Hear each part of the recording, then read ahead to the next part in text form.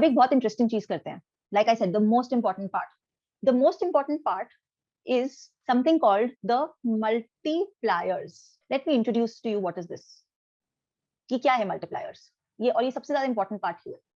जैसे मैंने कहा, फर्स्ट जो मेरी क्लास का इंट्रोडक्शन था, हम क्या करना चाहते हैं, नेशनल इनकम कैसे कैलकुलेट होगी, उसके फैक्टर्स क्या क्या हैं, एंड हम उसको इंक्रीज कैसे कर सकते हैं, right?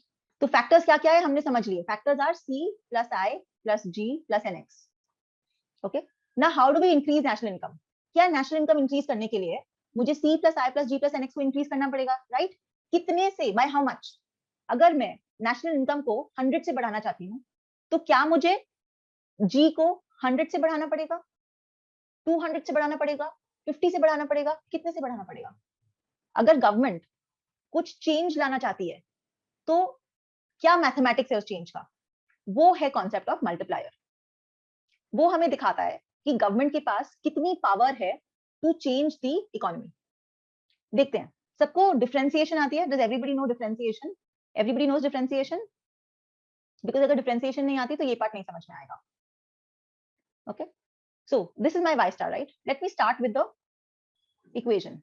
If you all know differentiation, then let's totally differentiate this line, but keeping only g and y as variables. So मतलब we have to take out dy by dg. इसका मतलब क्या हुआ? अगर g इंक्रीज करता है by 1 unit, तो y कितने से इंक्रीज करेगा? 1 यूनिट से, 2 यूनिट से, 3 यूनिट से, या 0 यूनिट से, या 0.5 यूनिट से. So we want to take out dy by dg. What is the change in output because of a 1 unit change in government expenditure?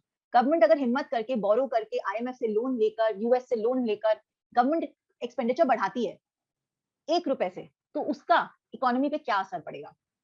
उसके लिए we will do total differentiation. तो यहाँ पे हम करेंगे dy. dc बार 0 होगा क्योंकि उसमें कोई चेंज नहीं है. फिर आएगा c into 1 minus T dy. di बार भी 0 है क्योंकि i बार में कोई चेंज नहीं है. And then there is dg. Okay, so 1 minus c into 1 minus T dy is equal to dg. So what is dy by dg? जो simply यहां से भी आ सकता था. dy was equal to dg upon 1 minus c into 1 minus T. Okay, यहां से भी वही आता, यहां से भी वही आएगा. इसका क्या मतलब हुआ? इसका ये मतलब हुआ कि अगर हम एक एग्जांपल लेते हैं, let's put some numbers. Let's say c is equal to 3/4, t is equal to maybe something, कुछ भी ले लेते हैं, 1/3 ले लेते हैं. तो कितना है dy by dg? कोई बताएगा मुझे? अगर c गिवन है 3/4, t गिवन है 1/3, तो dy by dg का वैल्यू क्या आएगा? t को 1/4 ले लेते हैं, नहीं t को कुछ भी ले लेते हैं, डजंट मैटर. तो ये आपने जो 2 निकाला, ये 2 क्या है? This means dy by dg is equal to 2. What is the meaning of this dy by dg equal to 2? Change in y due to change in g, multiplier value. मतलब कि अगर गवर्नमेंट ने लोन लेकर IMF से government expenditure bye 1 increase किया, तो GDP 2 से increase कर जाएगा. करेक्ट? तो इफ गवर्नमेंट वांट्स कि वो 1 लाख से गवर्नमेंट एक्सपेंडिचर 1 लाख से जीडीपी इंक्रीज करना चाहती है, तो उसको गवर्नमेंट एक्सपेंडिचर 50,000 से इंक्रीज करना पड़ेगा.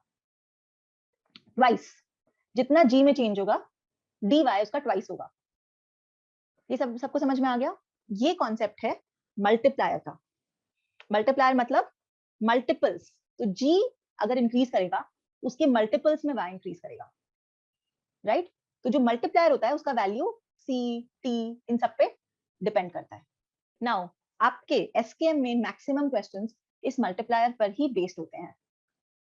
मैक्सिमम क्वेश्चंस, इतने सिंपल कॉन्सेप्ट पर मैक्सिमम क्वेश्चंस बेस हो सकते आया.